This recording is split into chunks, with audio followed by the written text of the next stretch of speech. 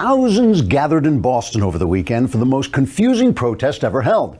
In what seemed to be a microcosm of the nation as a whole, no one at the protest knew what anyone believed. They just knew that they themselves were paragons of virtue and hated everyone else.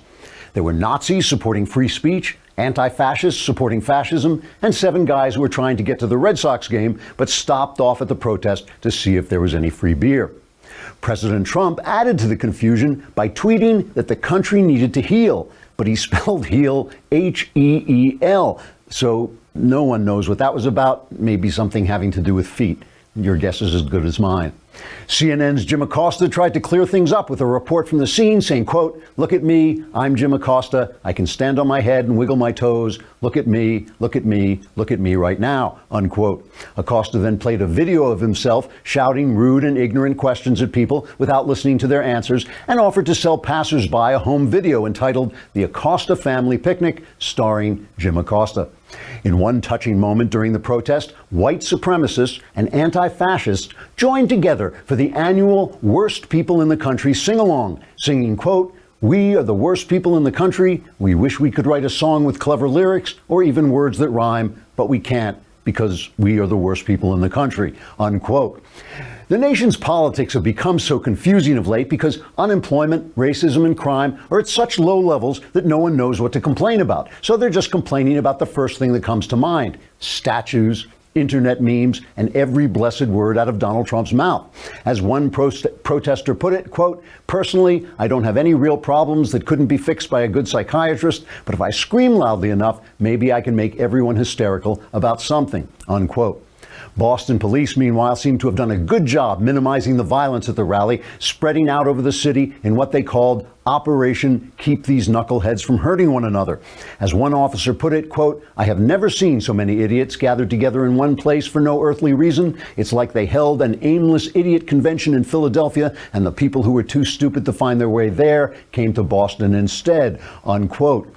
Not all of the protesters were terrible people, however. One woman held up a sign saying we all have to love one another. But then someone explained to her that that was never going to happen, so she went home and watched TV. As CNN's Jim Acosta reported at the end of the day, quote, "Look at me, I'm Jim Acosta. I can pat my head and rub my tummy at the same time. I'm Jim Acosta. Look at me," unquote.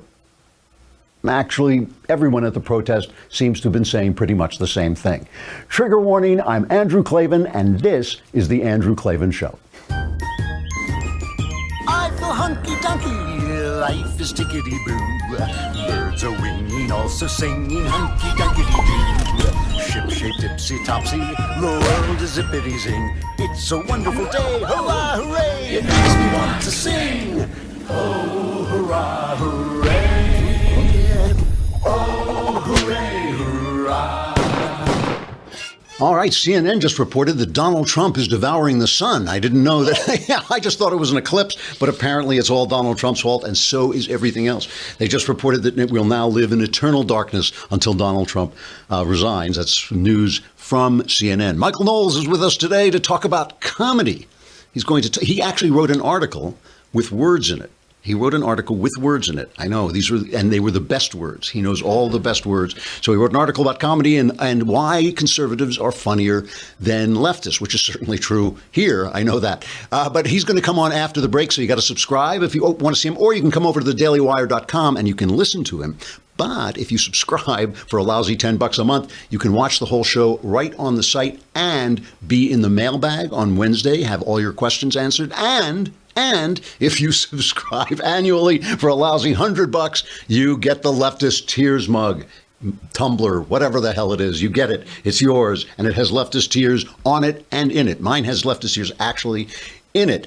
You know, the thing I get asked most about Michael Knowles, because he now has this great new show, The Michael Knowles Show, is how did Michael Knowles get a show? And the answer is we didn't use ZipRecruiter.com, because the way we hire people here is we kind of walk out in the street and say, does anybody want a show? That's how I got my show, certainly.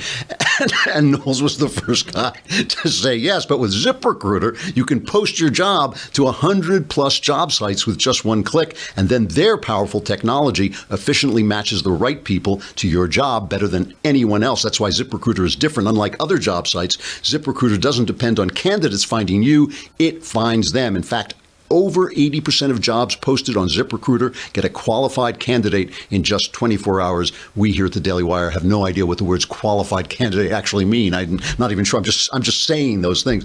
No juggling emails or calls to your office. Simply screen, rate, and manage candidates all in one place with ZipRecruiter's easy-to-use dashboard. You can find out today why ZipRecruiter has been used by businesses of all sizes to find the most qualified job candidates with immediate results.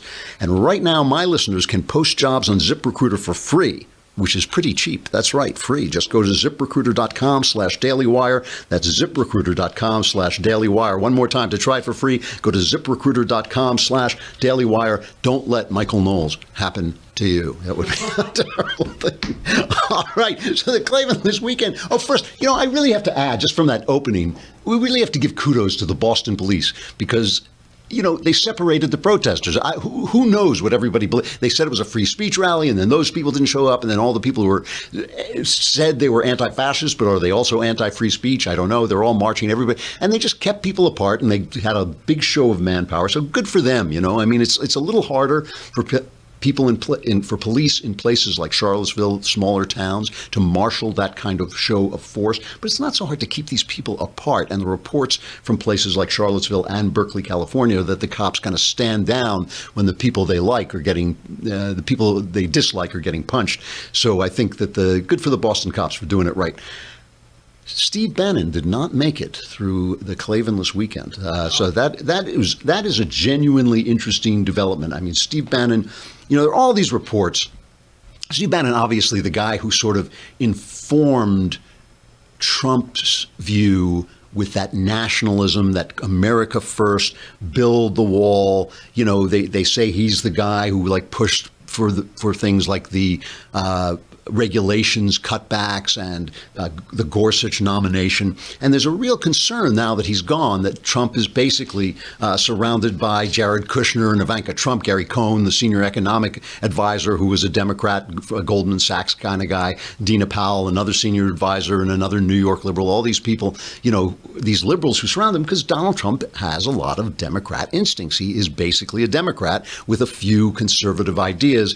And Bannon sort of informed his ideas with that populism, that loudmouth, national economic populism. So I was thinking, is this a good thing for us or a bad thing? Because the way the press always covers these things is it a good thing for Steve Bannon? Is it a good thing for Donald Trump? Who cares? I just care about us. I care about conservatives and conservatism. And there is this worry with Trump. The worry with Trump is that Trump sounds like a conservative, but he's not. Same worry that I always say he sounds like a tough guy, but he's not really. He's just as prone to panic as anybody else in the country, the way the press, the strength of the media in this country, the strength of the news media, the left-wing news media in this country, is making people in power panic. Because the people don't always panic, but it's getting people like after Charlottesville, oh my God, he's a Nazi, Trump is a Nazi supporting Nazis, Bannon has to go. They've been pounding Bannon has to go forever because Bannon represents everything they dislike, even though Bannon's not that conservative either. He's kind of a classical liberal. He wants to tax the rich and, his anti-free trade thing. I don't think anybody on the right, the real right, is actually against that. Bannon is saying, well, now I'm going to war. He said, first of all, the Donald Trump presidency that we fought for and won is over. So basically, he is saying that now Donald Trump, he says some good things still may come out of it, but Donald Trump is now just going to be at the hands of all the Democrats and liberals surrounding him and all the globalists. That's their big thing, the globalists. And Breitbart, he went back to the Breitbart site to lead the Breitbart site, and there's some talk of him trying to construct a conservative news network, immediately says, this is war. This is war. And what do they mean by that? Are they going to war with Trump, or are they going to war with all the people they think are telling Trump the wrong thing to do? I mean, my experience of life, two things that I can tell you from my experience of life. One, if you leave a power center, you've lost your power. Like people always think, I'm going to leave and fight this from the outside. That never works, because once you're out of the power thing, nobody remembers you were even there. In this case, it's a little different because Bannon's power was the Breitbart site. Once he got into and then his power was Trump in the race, in the campaign. Once he got into the White House, he was just the guy at the end of the hall that nobody was listening to. And with the good things that he did, the pushing to make sure they really got conservative judges, pushing against the regulations, which after all are Trump's major accomplishments so far, with that came the Bannon of it all. I mean, as I've always said, Bannon has never been anything but gracious and polite to me. But everyone I know who knows him or has worked with him says that he goes off on them, that he's bullying, that he has a bad temper, that he is always at war, doing battle with people. I have seen a little bit of that. And you can't have that in the White House all the time. You know, you can't have that chaos. And what has happened, my view of the Trump presidency so far is that Trump is a guy, I keep saying this, nobody listens to this, but it is true. Trump is a guy with deep, deep personality flaws. Okay, I know, who knew, right? But he is a guy who learns stuff, and he started to learn how to wrangle the cats in the Congress, and then his personality flaws took over, and everybody, the firing and the kind of chaos coming out of the White House, generated by the White House, the big mouthism that scares all the little Republicans away because they're scared of the press, and they go running for help. That doesn't help get your agenda through the legislature, right? It doesn't help get the Senate and the House to pass the bills you want them to pass. So all the things that Trump can do, appointing judges, taking care of, foreign policy, cutting back regulations, all those things that he can do, but he can't get any laws passed unless these people are with him. And if he wants them to take risks, like Obama got the Democrats to take risks for his health care bill, he's got to have some personal power with the people, or else they're just not going to listen to him. And all this firing stuff, if he thinks firing people is going to get him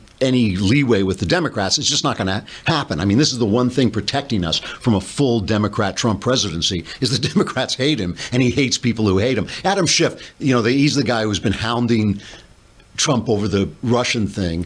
He's on the House Intelligence Committee. He's on Jake Tapper. And listen to whether he's going to be satisfied. Tapper asked him, are there more people who need to be fired? Yeah, basically everybody, and including Trump. There's certainly a lot of people on the White House staff and NSC staff that shouldn't be there. People like Miller and Gorka and others who not only, I think, represent the same thing that Steve Bannon did, but aren't capable of doing the job well. So, yes, I think there's more cleaning house that ought to take place. But as I mentioned in that tweet, Jake, the more fundamental problem is at the very top. I think what the president had to say about the demonstrations in Boston and elsewhere was perfectly fine, perfectly unobjectionable, but also perfectly inadequate after that debacle of a press conference he had supposedly on infrastructure. The real, I think, challenge and job for the chief executive in a country where race has always been such a difficult conversation is to do everything possible to bring our country together, to help make us a more perfect union. And what the president did this week was as if he stood on a line dividing the country and pushed to separate one American from another with all his might. So what was it, Trump doing that, or was it somebody else doing that? Was it Trump really dividing the? Listen, I truly believe that Donald Trump is blowing one of the great opportunities. I said this during the primaries when I was saying that you shouldn't nominate Trump. The reason I said you shouldn't nominate Trump, one of the many reasons, was that the press has spent its credibility. CNN, the New York Times, ABC, CBS, NBC, they now, because of the way they covered Obama or failed to cover Obama, they now have no credibility. The problem with Trump is he keeps walking into the punch. So it's fun to watch him take the press on because the press is corrupt and weak and dishonest. It's fun. But he doesn't do it as well as he needs to do it. He doesn't do it with the kind of wit and witticism and wisdom that is required to do it. But if you don't think, there's a YouTube video going kind of viral. It's getting a lot of press from a very beautiful young girl named Candace Owen, who has a YouTube series called The Myth of the Coon. And she's, if you can't watch because for some reason you're not a subscriber or something like that, she's an absolutely gorgeous girl, and she comes on and basically says, you expect me to panic. Where's the panic really coming from? Just listen to a little bit of this. I mean, there are, 6,000 Klansmen left in our nation. You want me to actually process that as a legitimate fear every day when I wake up? It's Donald Trump's fault that they're feeling energized. It's Obama's fault that Black Lives Matter is violent. Both of you children, to your room. It's obviously the media's fault. I mean, the media is creating this entire narrative, and it is crazy, absolutely crazy to me that people have not figured this out yet. I mean, why do you think we didn't hear a single thing about David Duke, white supremacy, and the KKK the entire time Obama was in office? Do you think that they were all hiding underground, waiting for the next white president, meeting by the light of the moon? Do you really actually believe that they weren't still meeting, holding protests, having rallies and marches? Maybe the media wasn't covering it. Use your brain. I mean, the media is literally simulating a reality right now, and it is fascinating to watch people fall for it over and over again. Am I the only person in the world that relies on her own experiences to dictate what's going on in the world? I mean, maybe it's me. Maybe I live in a bubble where Black people and white people actually get along every day. I mean, that's exactly right. I mean, that is exactly right. And I will prove it to you. I will prove to you that it is the source of all the panic, the source of all the tension, the source of everything that's going on. I mean, it is the media. I will prove it to you in just a minute. But first, we must talk about the fact, we mustn't forget. You know, everybody's talking about the eclipse. Everybody's talking about all these events that are going on. People forget to talk about the fact that it's National Underwear Month.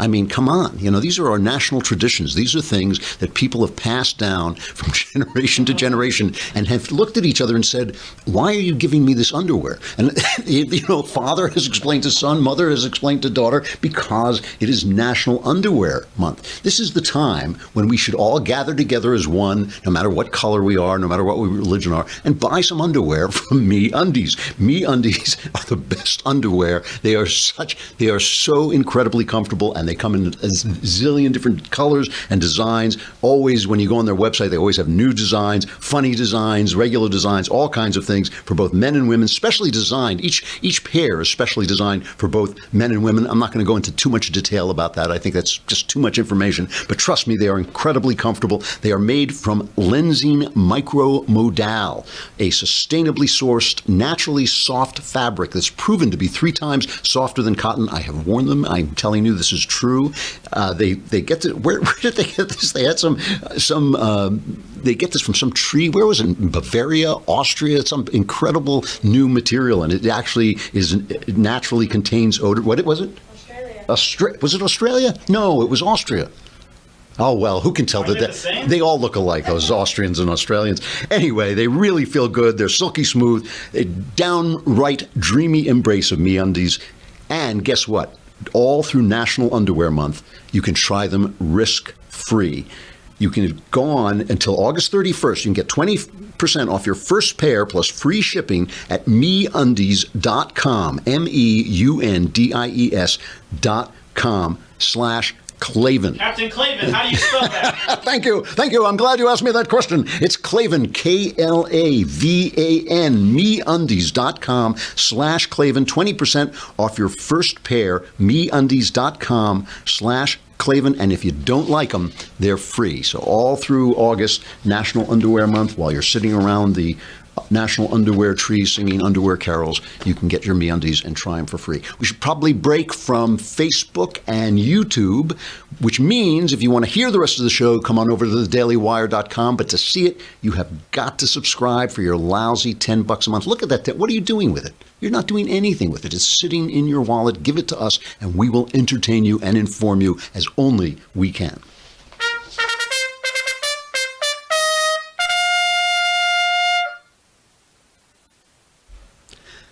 Let me prove to you that this is pure, everything that has happened over the last week is pure media entirely. And this is granting that Donald Trump says things that, sometimes go up my spine. It's granting that he shouldn't have said, oh, they're wonderfully fine people on both sides, even though I know what he meant was on both sides of the issue of statues.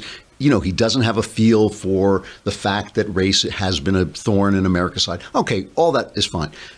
Here is the former president. What was his? I can't remember his name because his legacy is now just a steaming pile of nothingness. Brammy or something. Brammy. I think O'Brammy. Yeah, it was something. Jack O'Brammy. I think it was President Jack O'Brammy at the 2015 prayer breakfast. All right. I was at the prayer breakfast this year. I talked about it on the show afterwards. And, it's this gathering together, this wonderful feeling, mostly Christian. There are obviously rabbis there, and there are a couple of Muslims and all this, but it's mostly a Christian feel. This is mostly still a Christian country.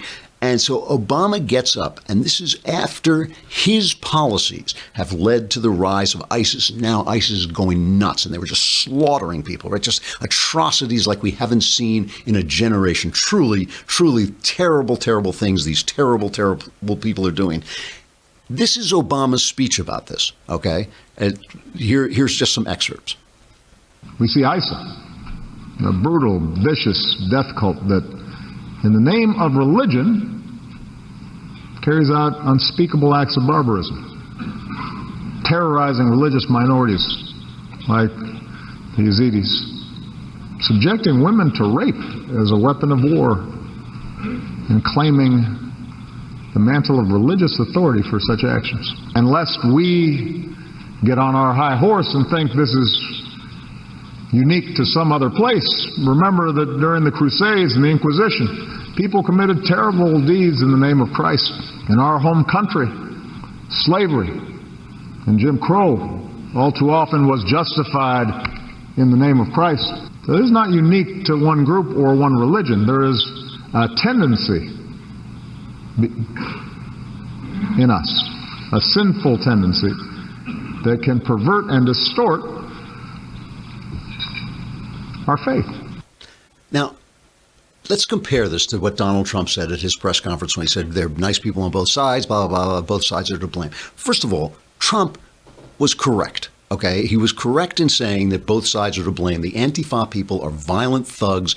If you include Black Lives Matter, if you include the false narrative that Michael Brown was killed unjustly, all the cops who were killed in Dallas, all the violent protests in Ferguson that burned the city to the ground, set that city back, all of these can be ascribed to left-wing violence, and also, of course, now they call them Antifa. They put the accent on the wrong syllable. It's Antifa now beating up people in Berkeley when they come to speak, attacking people, even at this Boston rally, which, like I said, was really well handled by the cops. The violence was left-wing violence. It was people tearing down flags, people attacking people if they had short haircuts. All right, what Obama said was wholly false, obviously. I mean, yes, there were atrocities committed by Western Christians during the Crusades and by Muslims during the Crusades, but the Crusades were largely a defensive war against the onslaught of Islam, which was trying to wipe Europe off the face of the map, as it had wiped Byzantine Rome off the face of the map, as it was had been enslaving people for decades and centuries, coming in and raiding villages and taking people away to be slaves. So that was nonsense. Slavery, there were people who justified slavery in the name of the Bible. There were also people, all the people who shut slavery down were religious people, Christian religious people. So it's just like fractured history that Obama is spewing up there at a moment when ISIS, not 150 years ago, not 1,000 years ago, right then, was slaughtering and raping people, as I say, like we haven't seen since the Nazis. Just absolutely an incredible statement. Okay, now here's my point. Conservatives said everything about Obama after that event that liberals are saying about Trump now. Okay, so there's no difference there. The things that were going on in conservative circles were exactly the same. We're just as outraged. It was outrageous. But the press, this enormous echo chamber, it was nothing to them. Here's just an example from the Washington Post. President Obama has never been one to go easy on America. As a new president, he dismissed the idea of American exceptionalism. America, he has suggested, has much to answer given its history in Latin America and the Middle East. His latest challenge came Thursday at the National Prayer Breakfast at a time of global anxiety over Islamist terrorism Obama noted pointedly that his fellow Christians, who make up a vast majority of Americans, should perhaps not be the ones to cast the first stone. Some Republicans were outraged, and that's the difference right there. It is not that we're facing a national crisis. This is some Republicans were outraged. And if CNN, if ABC, NBC, CBS, the New York Times said some Democrats were outraged by Donald Trump, then we could be having a conversation. But we're not having a conversation. We're having a panic. And I'm going to get back to this at the end of the show. When you think about what's happening in this country, the unemployment is virtually gone. Crime is still very low. Some of Obama's policies worsened it, and some of the left-wing policies in cities like Chicago and Baltimore have worsened it. But it's still really low from its height in the 70s and 80s and 90s and part of the 90s. It's really come down. Racism, I'm sorry, but except in random instances, in a country of so many, hundreds of millions of people, racism is not a problem in this country. Racism is not a problem. If anything, it's white people who suffer from it because of affirmative action type things, but I don't even believe that's a terrible, terrible problem. A real problem, the kind of problems that you have if you're in Sierra Leone at this moment or something like that. This country is so much angrier than the level of its dysfunction, that the anger is a dysfunction in and of itself, some of which is, I have to put, at the door of the press, but some of which, of course, they couldn't get away with what they're getting away with if it weren't being generated from within us as well. So we're going to have Michael Knowles on to talk about comedy, but since we're going to talk about comedy, we cannot ignore the fact that Jerry Lewis died. And this is an amazing thing. He died at 91.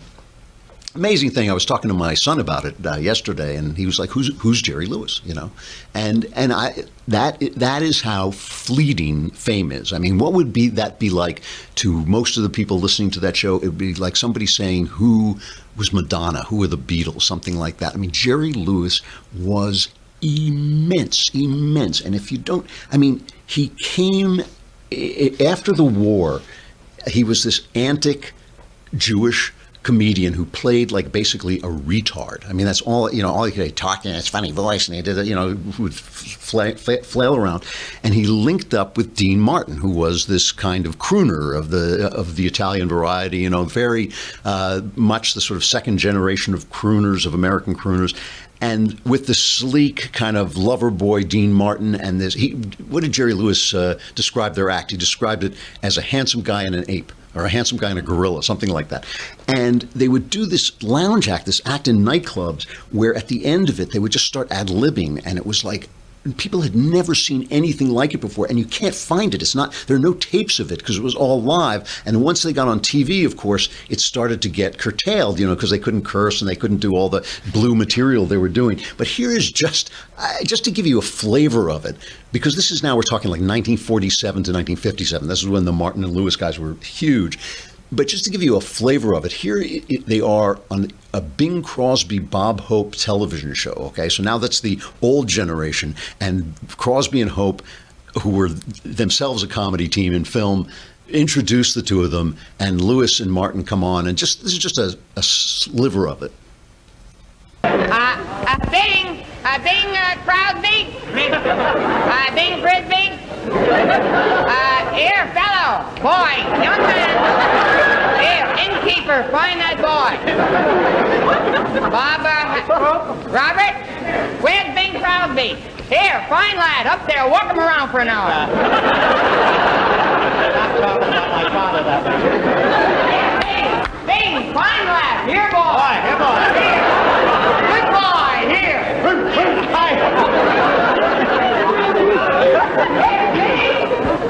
Listen, when did they cut the strings off? Hey, Bing! He's hiding, and I don't blame him. Helsinki right now. Say that on the air. What? No, Helsinki. He thought it was dirty. Most of you are wondering why we've asked you here tonight.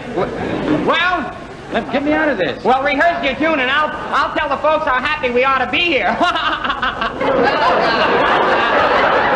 like to say that it certainly is a thrill being on this show, especially which camera's on. None of them. of them. None of the guys. So that's, Bing Crosby, obviously, who was at that point an American icon, maybe one of the biggest. He's like, boy, come back on. So it was this very antic stuff. You cannot capture it. After they had a massive, acrimonious breakup, Martin and Lewis, I think it was around 57, 58, and Lewis, they both went on and had these tremendous careers. The idea was that Lewis, I can't remember whether it was Lewis was the talented one and Martin was not supposed to not be, but they both went on and had tremendous careers. Lewis started to direct, not only make movies, but direct movies. And he's an acquired taste. It's like, I personally, like, I've never really gotten into him, but he made this one film called The Nutty Professor, which Eddie Murphy remade later. With Lewis producing it, but he directed this film in which he played this kind of shambolic, shambling, retarded-looking professor who does a Jekyll and Hyde thing, and he takes a drink, and he turns into Dean Martin. He turns into this Buddy Love, this lounge singer, and it sort of worked out this thing, which was obviously a big deal in his head, where Martin had become his idol, this sort of smooth, easygoing, non-Jewish guy who just fit in and all the women loved him. The joke, of course, was that Dean Martin was a very strange guy and a kind of a misanthrope who ended up his life almost as a hermit, whereas Lewis was sleeping with every woman who came anywhere near him. I mean, Lewis was actually the lover boy of the two of them. So if you don't think he's had an effect, just take a look at Jim Carrey, Robin Williams, who else? I mean, just about Woody Allen directed his first film only when Lewis said he wouldn't do it. They've all been affected. He was at the heart of American comedy. Again, an acquired taste, but truly a giant in the field in terms of his effect. And people have just completely forgot him. I got to say also a goodbye to Dick Gregory before we go to Knowles. Dick Gregory, who was also a tremendous comic and one of the people in the 60s who came along and transformed comedy into comedy as we know it today. You got to turn up the sound on this. It's a little dim, but just take a listen to this. This was shocking stuff in its time, and Dick Gregory went on to become a civil rights activist from this podium. I hate to see any baseball player having troubles, but that's a great sport for my people. That is the only sport in the world where a Negro can shake a stick at a white man and won't start no riot.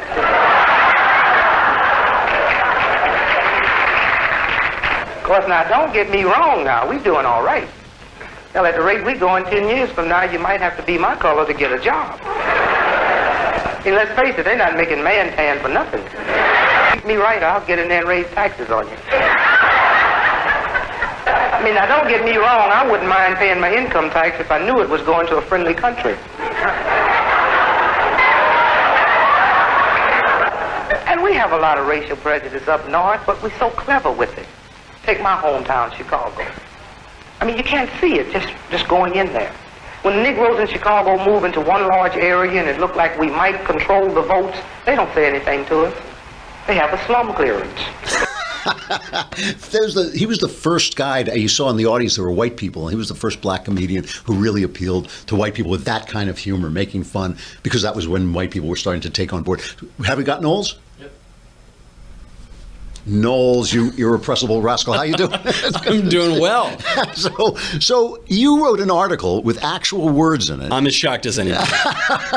It was quite good. If I had known that you could write like that, I'd have read your first book.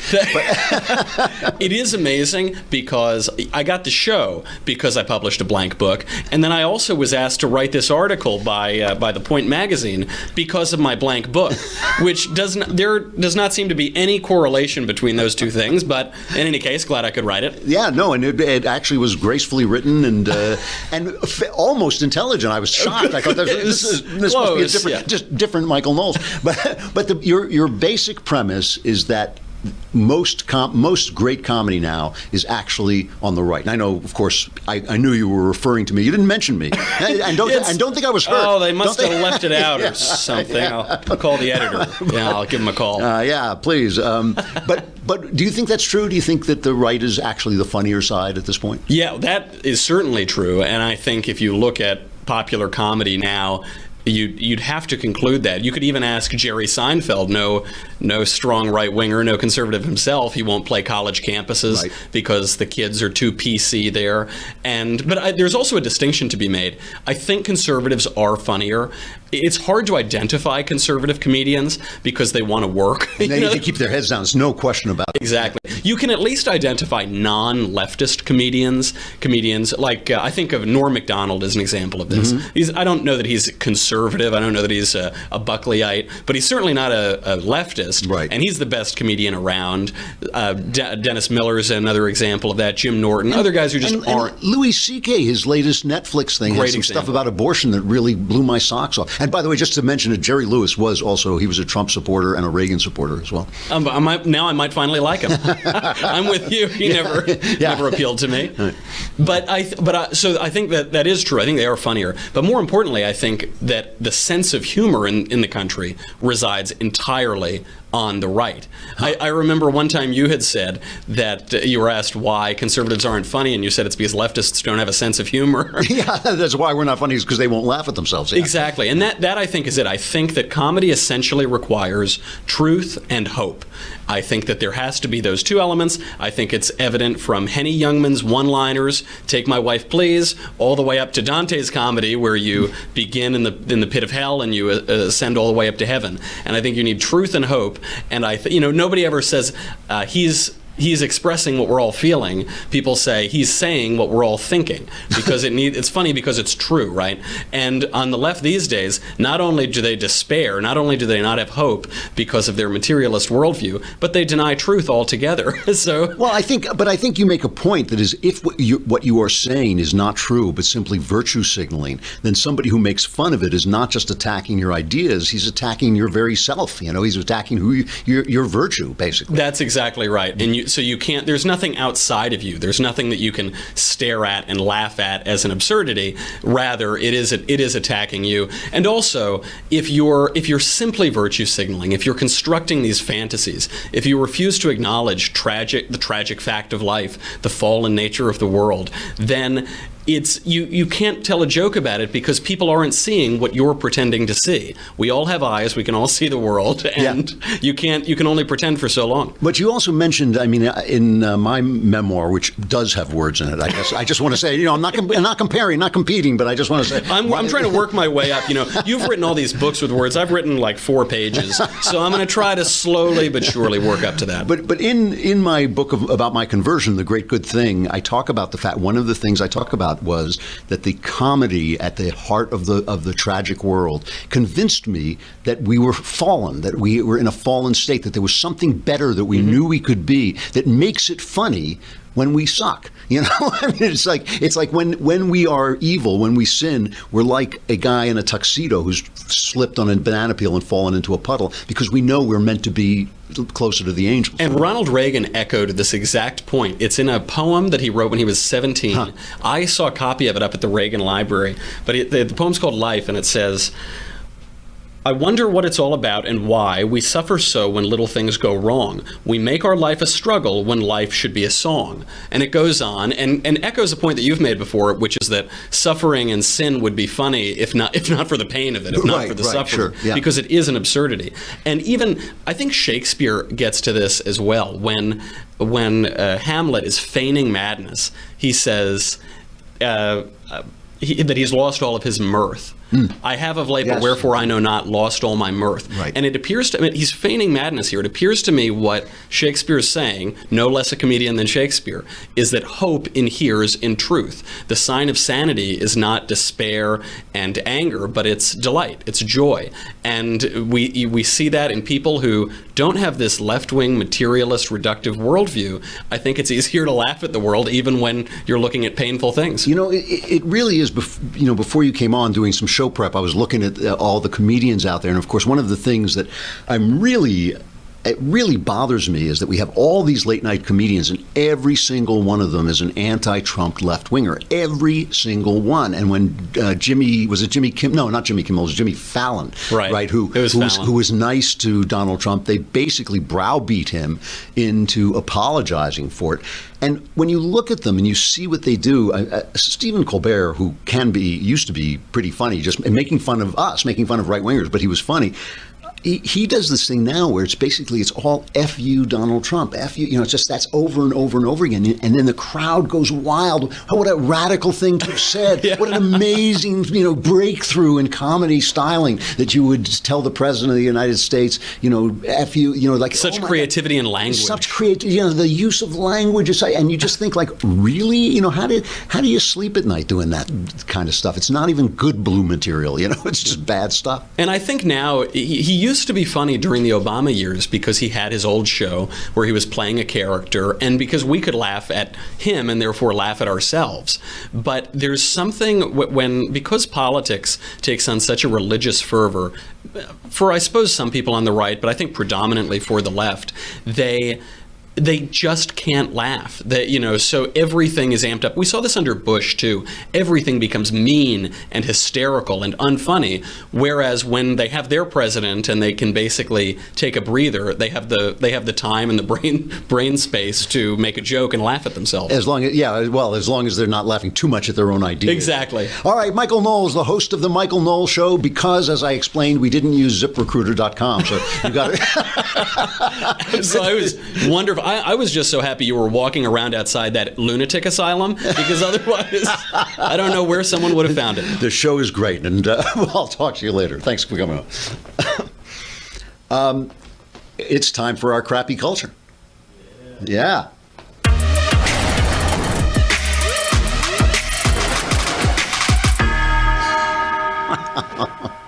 So, here's the thing that I wanted to get back to about where we're at. And it's actually what Knowles was talking about, too.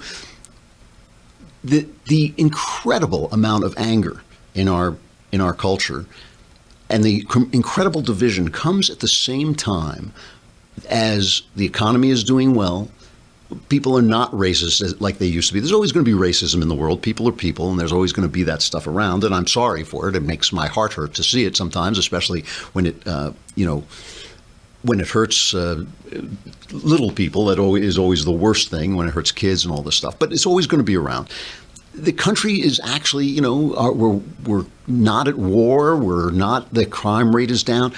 Whence comes this incredible rage that everybody seems to be feeling and that the press is ginning up? And what that YouTube lady was talking about is when you live your ordinary life. I mean, I live in LA. Everybody is every different color here. I'm always, everywhere that I go out, I never walk into a room that's all black people or all white people or all anybody. We're all here together. People are gracious. People are kind to one another. People talk to one another.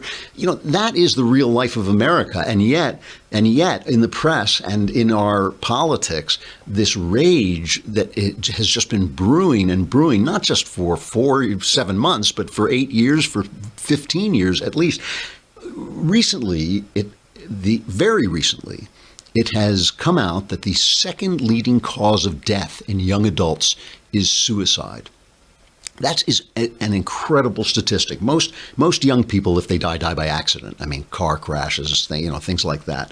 But suicide is now the second leading cause of death. So you're a young person, you've got everything to look forward to, you've got the whole world in front of you, and you're killing yourself. You're offing yourself. And sometimes as people look at it, with no particular reason, it's not that they're bullied. It's not that they're, transgender. It's not that it's any of the things that the press likes to bring forward. And of course, when there's an epidemic like this, an epidemic of suicide, everybody likes to blame what they don't like. Oh, it's all because of television shows that I dislike. It's all because of this. It's all because we're at war with Islam or something like this. Here's a woman named Jean Twenge, a psychology professor at San Diego State, who wrote in the Atlantic Monthly, "I've been researching generational differences for 25 years, starting when I was a 22-year-old doctoral student in psychology. Typically, the characteristics that come to define a generation appear gradually and along a continuum. Beliefs and behaviors that were already rising simply continue to do so." But she says, around 2012, I noticed abrupt shifts in teen behaviors and emotional states. The gentle slopes of the line graphs became steep mountains and sheer cliffs, and many of the distinctive characteristics of the millennial generation began to disappear. I had never seen anything like it. And she talks about what happened then. Well, of course, 2012 was after the Great Recession, which lasted officially from 2007 to 2009. But she said the one thing that happened at that time was the proportion of Americans who used a smartphone surpassed 50%. And she says that young people now are so isolated by their smartphones that they are now living in a world of loneliness. And it's a world that has benefits for parents too, because if you're not outside, you're not going to get attacked, you're not going to fall off your bike and kill yourself, you're not going to get hit by a car. If you're inside looking at your screen, you are physically safe, but you're not spiritually safe, because even your relationships with other people have ceased to be relationships one-on-one. And I think this goes hand in hand myself. I wrote a piece this week, but when I finished it, I thought there's a piece that everyone is going to ignore, because it was a piece. I really reject racism as a philosophy. I mean, forget about all the hate and all this stuff. As a philosophy, I really don't believe that race divides us. I don't believe that there are serious differences in race. I believe there are no moral differences in the races.